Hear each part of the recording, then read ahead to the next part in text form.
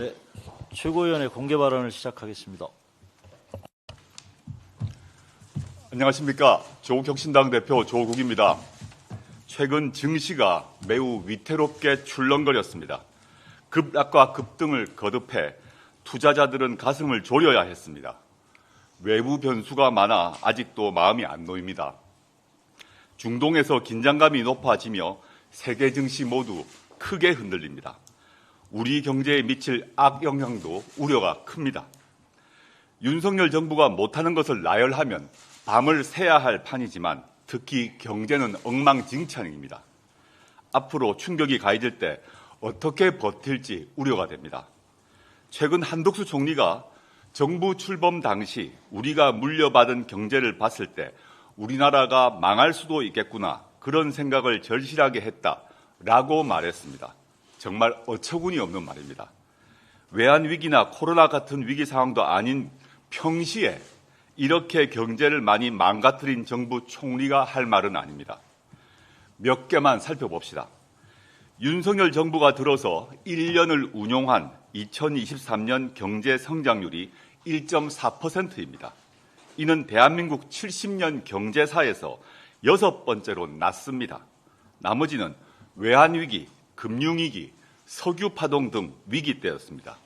도대체 무슨 위기가 발생해서 이런 일이 생겼을까요? 윤석열 정부가 들어선 것이 바로 위기였던 것입니다. 이 경제 성장률로 일본에게 25년 만에 역전당했습니다. 참으로 장한 친일 정부답습니다. 1인당 국민소득, 즉 GNI는 국민생활 수준을 나타내는 지표입니다. 2021년 35,523달러였는데 윤석열 정부 1년 차인 지난해 3월 33,745달러가 됩니다. 1,778달러가 줄었습니다. 그런데 6월에 한국은행은 36,194달러라고 고쳐 발표했습니다. 기준 연도를 2015년에서 2020년으로 개편해서라고 합니다. 이전 정부에서 이렇게 했으면 통계 조작이라면서 감사원 감사와 검찰 수사가 들어갔을 겁니다. 국민이 가장 피부로 체감하는 생활 물가 상승률만 봐도 그렇습니다. 문재인 정부 1년 때 월 평균 1.9% 상승했습니다. 윤석열 정부 1년 때 5.8%로 폭등했습니다. 자고 나면 물가가 오른다는 말이 괜히 생긴 것이 아닙니다. 수출을 보면 문재인 정부 1년 때 월 평균 12.8% 증가했는데 윤석열 정부 1년에는 마이너스로 돌아서서 6.2% 감소합니다. 무역 수지도 문재인 정부 1년 차에 105조 원 흑자였던 게 윤석열 정부 1년 차에는 80조 원 적자가 됩니다. 올해 상반기에는 다행히 무역 수지가 개선되었는데 반도체에 기대는 상황이라 불안한 것은 마찬가지입니다. 재정을 잘 관리하겠다며 큰 소리 치더니 적자투성입니다. 총 수입에서 총 지출을 뺀 통합재정 수지에 국민연금 등 4대 보장성 기금의 흑자 수지를 뺀 것이 바로 관리재정 수지입니다. 이게 정부의 실질적 재정 상태입니다. 지난 5월 말 기준 74조 4천억 원 적자를 기록했습니다. 집계를 시작한 2014년 이후로 코로나 때인 2020년에 이어 역대 2위입니다. 지난해 세수 펑크가 56조 4천억 원이나 발생했고 올해 상반기 국세가 지난해보다 10조 원가량 덜 거쳤습니다. 2년 연속 세수 펑크가 확실시됩니다. 이것도 이전 정부 탓입니까? 그럼 지금은 문재인 정부 7년 차란 말입니까? 이 정부는 보수라서 경제는 잘할 것이라고 강변했습니다. 진짜 보수는 시장 중심, 경제 자유 확대를 가치로 내세웁니다. 윤석열 정부는 그 가치에 맞게 행동하고 있습니까? 전혀 아닙니다. 걸핏하면 가격이 높네 낮네 하며 시장에 개입합니다. 예금과 대출 금리를 올리라 내리라 하고 인사에 관여하는 등 금융시장에 개입합니다. 신관치라는 말이 나옵니다. 이 정권 실세라는 이복현 감사원장은 관치에 화신이 된 듯 굴더니 위메프 사태가 터졌는데도 손도 못 쓰고 수사 운운만 합니다. 걸핏하면 경제인이나 기업을 수사하고 압수수색하고 구속시킵니다. 일타 강사가 돈 많이 번다고 수사를 합니다. 그게 보수의 가치입니까? 보수가 경제를 잘 한다고요? 주변의 아무 기업인이나 소상공인에게 물어보십시오. 윤석열 정권은 양두구육, 표리부동, 보수의 탈을 쓴 검찰 독재 정권, 그리고 1% 부자만을 위한 카르텔 정권에 불과합니다. 그리고 경제, 물가, 재정관리 모두에 무능한 경제 폭망 정권입니다. 정말 나라가 걱정됩니다. 네. 황운하 원내대표입니다. 이원석 검찰총장 어디 숨어 있습니까? 검찰이 수사 대상으로 삼은 대한민국 국민들의 딸, 가족, 형제, 사촌, 오촌, 동문, 지인까지 통신조회를 했습니다. 더군다나 검찰청법상 검찰이 직접 수사할 수 없는 그 혐의를 씌워서 3,000명이 넘는 시민을 사찰했습니다. 국가에는 체계가 있고 공직사회에는 기강이 있습니다. 그래서 묻습니다. 이원석 검찰총장, 어린아이를 포함한 3,000명이 넘는 시민에 대한 무차별적 통신조회를 알고는 있었습니까? 몰랐다면 검찰총장의 자격이 없는 것이지만 이제라도 무지막지한 검찰권 남용에 대한 입장이 무엇인지는 밝히길 바랍니다. 침묵으로 어물쩍 넘어갈 생각일랑 하지 말길 바랍니다. 이전의 침묵은 권력 다툼에서 밀려나 투명인간이 되어버린 검찰총장의 서름으로 이해했지만 이번은 권력 다툼이 아닌 시민의 자유와 실질적 법치주의의 문제이기 때문입니다. 이원석 총장은 지난번 김건희 씨 면죄부용 수사 과정에서 검찰이 콜검으로 전락한 것 아니냐는 시민들의 조롱에 대해 마치 자신은 헌법과 민주공화국을 지키는 파수꾼인 것처럼 흉내를 냈습니다. 그러니 이 물음에는 반드시 답을 해야 합니다. 3,000명이 넘는 통신조회를 보고는 받았습니까? 이번에도 패싱입니까? 몰랐다면 검찰은 이미 김건희 부부의 용역이 된 것이고 알았다면 공범입니다. 검찰 조직이 평소 그럴듯한 일을 하는 조직인 것처럼 폼 잡지 말고 단답으로 대답해야 합니다. 3,000명 넘는 통신조회를 알았습니까? 검찰 해체는 피할 수 없는 수순입니다. 하지만 비록 기형적인 검찰 제도 하에서이지만 그래도 검사의 존재 이유를 설명할 수 있는 마지막 검사를 국민은 기대했을 겁니다. 윤석열 검찰 독재 정권이 도래한 뒤 검찰은 조직 전체가 미친 것 아닌가 하는 생각이 들 정도로 한치의 내부 양심도 없다는 것이 확인되고 있습니다. 검찰은 민주주의 진보의 역사 속으로 사라져야 합니다. 이원석 총장이 답하길 바랍니다. 서울중앙지검의 무차별 민간인 통신사찰 알았습니까? 이제 알았으니 이제 어떻게 처리할 겁니까? 대답하기 바랍니다. 이상입니다. 최고위원 김선민입니다. 어제 오전 서울시 외국인 가사관리사 시범사업에 참여할 100여 명의 필리핀 노동자가 입국했습니다. 24세에서 38세까지 젊은 여성 노동자들입니다. 이들은 8월 한 달 동안 한국 문화와 가사관리, 아이돌봄 실무 등 교육을 받고 9월부터 내년 2월까지 6개월간 서울시 시범사업에 투입됩니다. 평일 하루 4시간 기준 월 이용 금액은 119만 원 수준으로 시급으로 따지면 13,000원대입니다. 그간 양대 노총을 비롯해 노동계, 여성계 등에서 최저임금 이하 급여 정책을 결사 반대하여 지속적으로 문제 제기를 해온 결과 최저임금인 9,860원보다는 약간 높은 수준으로 책정되었습니다. 하지만 벌써부터 기류가 심상치 않습니다. 필리핀 노동자들이 입국하자마자 보수 언론들은 너나 할 거 없이 필리핀 가사도우미의 급여를 최저임금 이하로 낮춰야 한다고 주장하고 있습니다. 2022년 9월 오세훈 시장은 국무회의에서 싱가포르 외국인 가사도우미는 월 38 내지 76만 원 수준이라며 저출생 해결을 위해서 외국인 육아도우미 도입을 제안했습니다.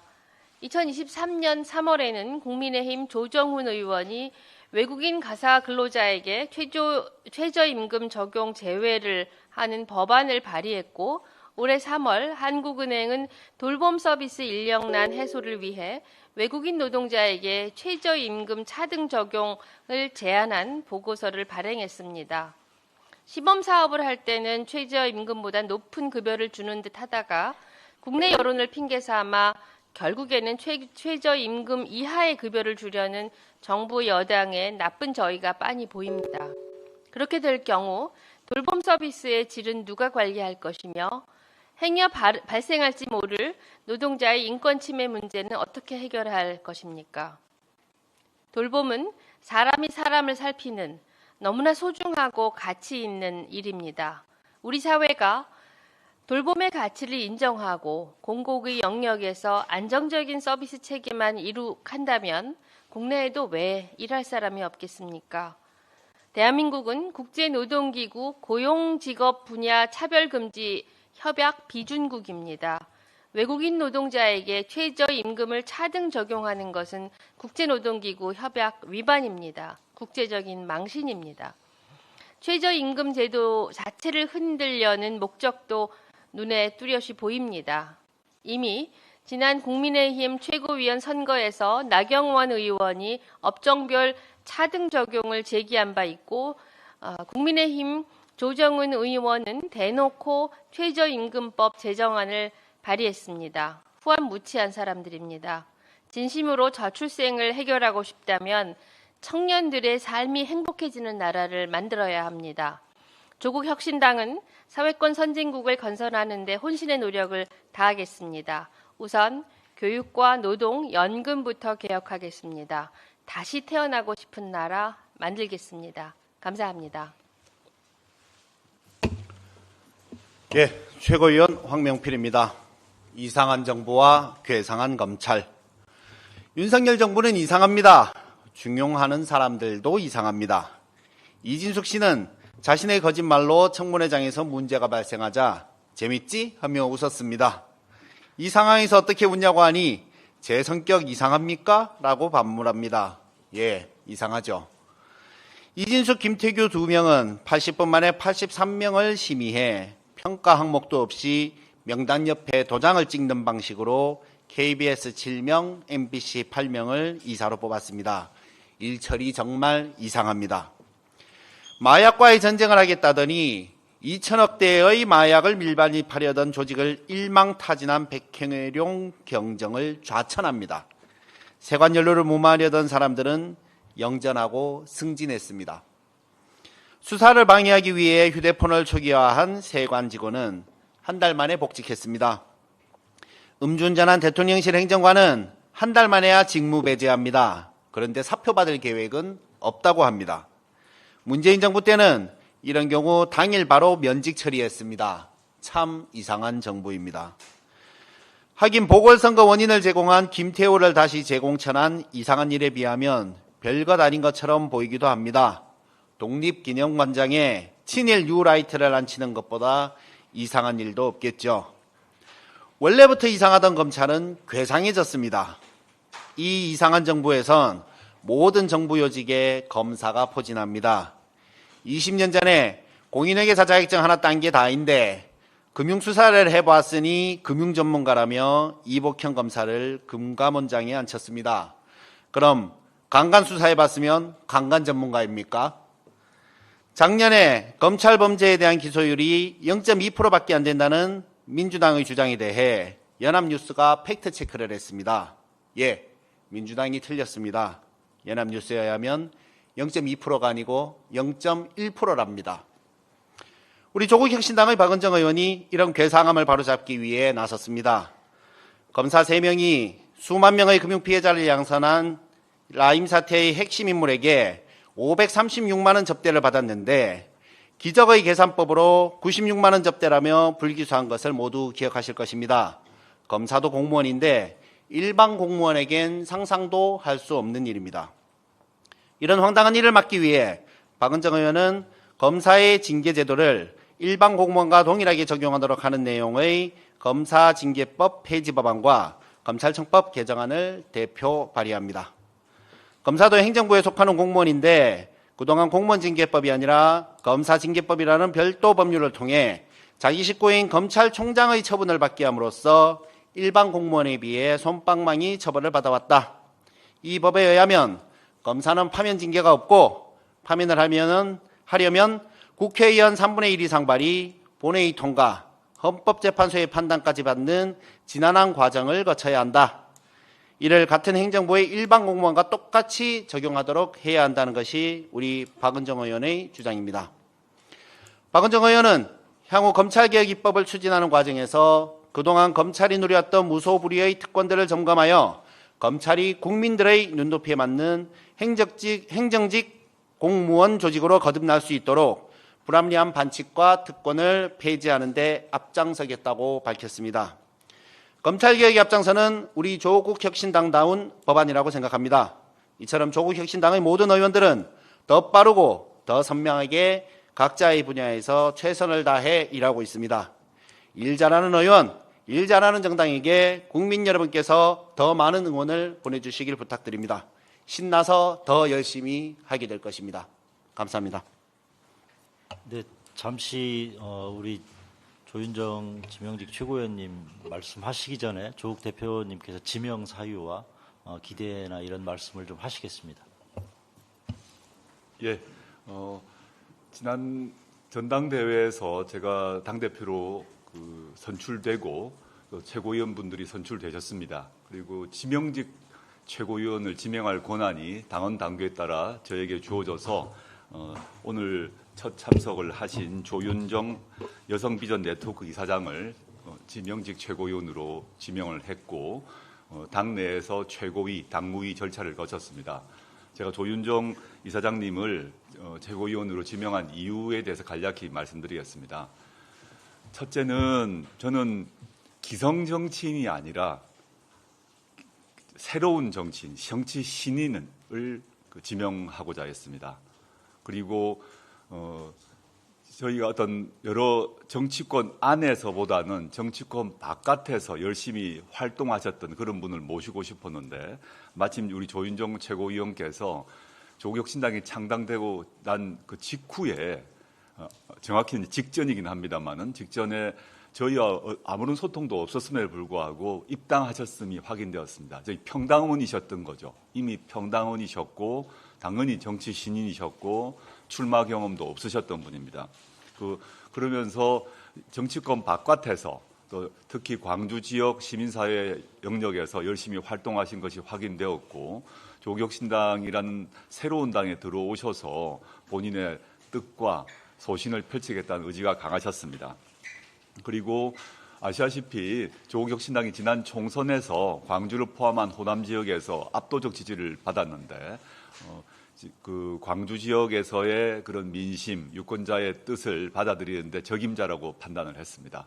그리고 최고위원회 구성에 있어서 남녀 비율이 필요한데 또 여성의 비율이 필요해서 여성이 또 특히 필요하다는 판단을 했습니다. 이러한 사유를 종합해서 조윤정 여성비전 네트워크 이사장님을 지명직 최고위원으로 지명했음을 밝힙니다. 그러면 이제 오늘 첫 말씀 부탁드립니다.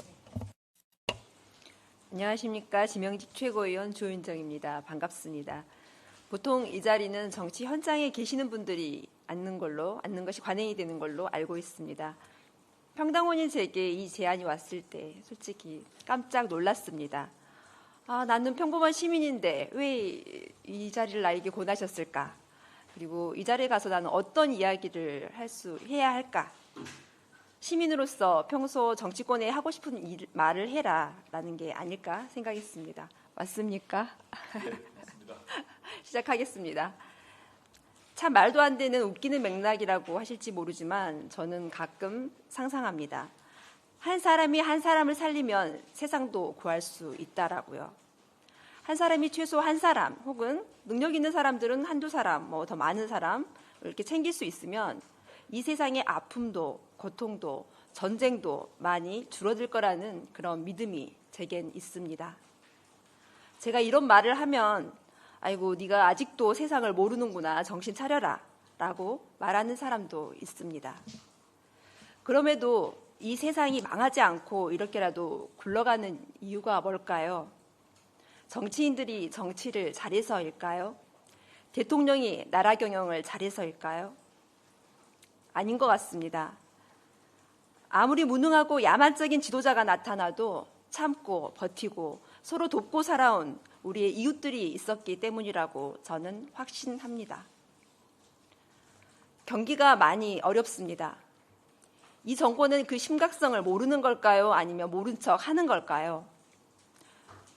광주에 상무지구라고 있습니다. 거기는 관공서가 되게 많은 곳입니다. 교통편도 좋고요. 그래서 사람들이 모이는 장소인데요. 제가 예전 같으면 이렇게 저녁 시간이 되면 바글바글 사람들이 많이 모이는 맛집이 있어요. 마침 어제 밤에 7시경에 그 식당을 방문을 했는데 저 포함해서 딱 2테이블밖에 손님이 없더라고요. 또 그 동네가 가장 번화가인데도 건물 공실률도 아주 높습니다. 매매는 통 안 되고 매물만 넘친다고 관계자분들이 이야기를 하더라고요. 도시 속 개인은 외롭습니다. 고독합니다. 그리고 힘듭니다. 아파트 문 닫고 들어가면 그 안에서 사람이 죽어나가도 모릅니다. 방문 걸어 잠그고 안 나오는 사람도 있습니다. 우리는 그들을 은둔형 외톨이라고 합니다. 한국보건사회연구원에서 2022년 기준 청년의 20.4%, 약 24만 명이 은둔 생활을 하고 있다고 추산하고 있습니다. 이 모든 것들이 개인의 능력 부족 탓일까요? 가족의 무능 탓일까요? 저는 한 개인이 다 감당하기에는 불가능하기 때문에 우리에겐 가족이 있고 지역 사회가 있고 국가가 있는 것이라고 생각을 합니다. 이 땅에 정치하시는 분들 그리고 특히 국가의 총책임을 맡은 윤석열 대통령께 부탁합니다. 제발 민심을 보십시오. 민심을 들으십시오. 민심을 읽으십시오. 흔히 민심을 물과 불에 비유를 합니다. 백성은 물이고 임금은 배다. 물은 배를 띄울 수도 있고 가라앉힐 수도 있다. 백성의 분노는 불과 같아서 일단 폭발하면 수습할 길이 없다. 폭발하기 전에 그 불길 잡아주시길 바랍니다. 조국혁신당은 국민의 그런 다양한 목소리를 듣고 헤아리는 정당, 그 답을 주는 정당, 설령 당장 해결이 안 되더라도 해내도록 추진하는 정당이 되면 좋겠습니다. 저도 부족하나마 힘을 보태겠습니다. 감사합니다. 예, 이상 최고위원을 마치겠습니다. 수고하셨습니다.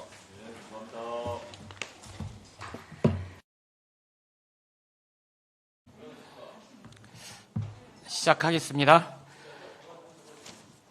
조국혁신당 9차 최고위원회 비공개 회의에서 오늘 의결사항은 없었습니다.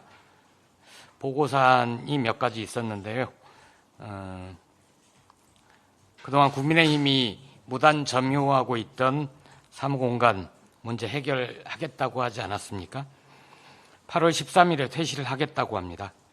15일부터 18일까지 내부 공사를 마친 뒤에 8월 19일부터 정식으로 그 공간을 사용하게 됩니다. 그러면 이제 이곳에서 임시로 사용하고 있던 316호를 떠나서 조국혁신당의 정식 회의 공간을 갖게 됩니다.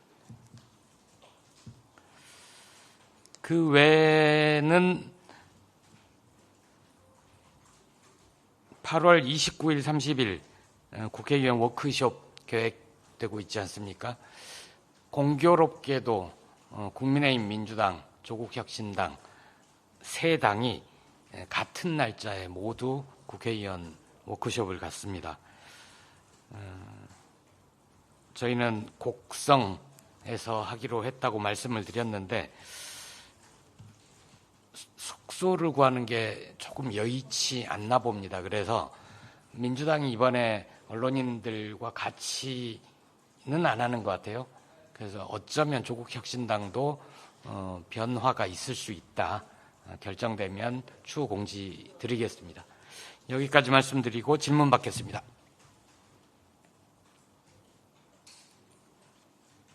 네.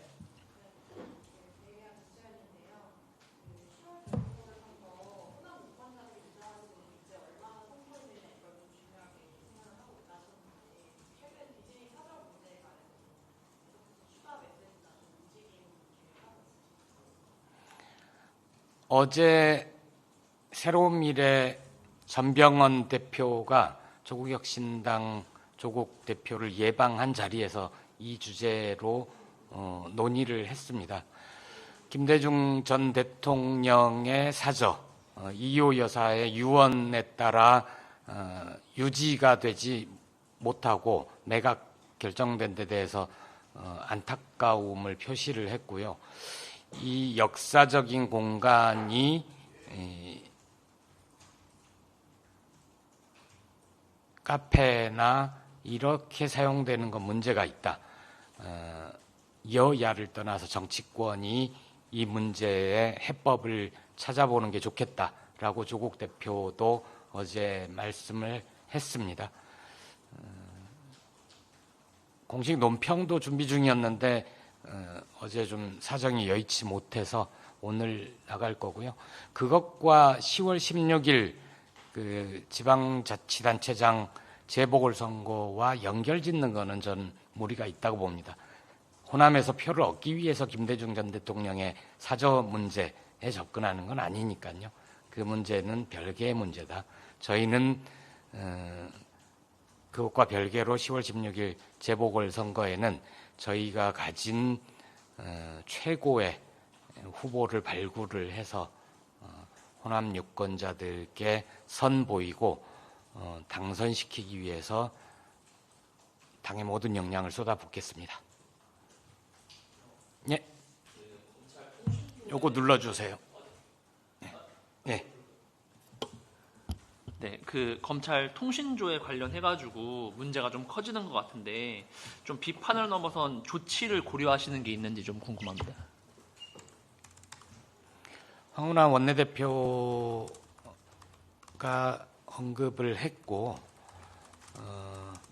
할 수 있는 방법이 국정감사에서 따져보는 방법이 있을 거고요. 국정조사를 할 수도 있을 겁니다. 그런데 일단은 민주당도 그렇고 조국혁신당도 그렇고 도대체 왜 어느 정도 규모로 민간인 사찰을 했는가. 통신조회라는 게 그냥 가입자 이름과 정보만 확인하고 끝난 게 아니고 그걸 가지고 관계도를 그리거나 정보를 집적해서 다른 용도로 활용을 했다면 그거는 심각한 사찰 행위가 됩니다. 그래서 그 진상부터 파악을 해본 뒤에 어떤 조치를 취할지를 논의하겠습니다.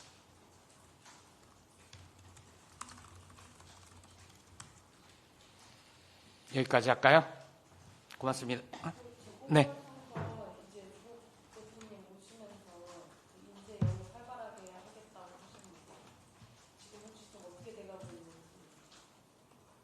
조국 대표가 인재영입위원장을 겸하고 있습니다.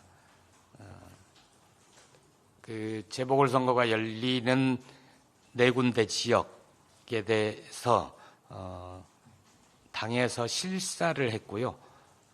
민심 파악도 하고 후보자 발굴도 하고 있는 중입니다.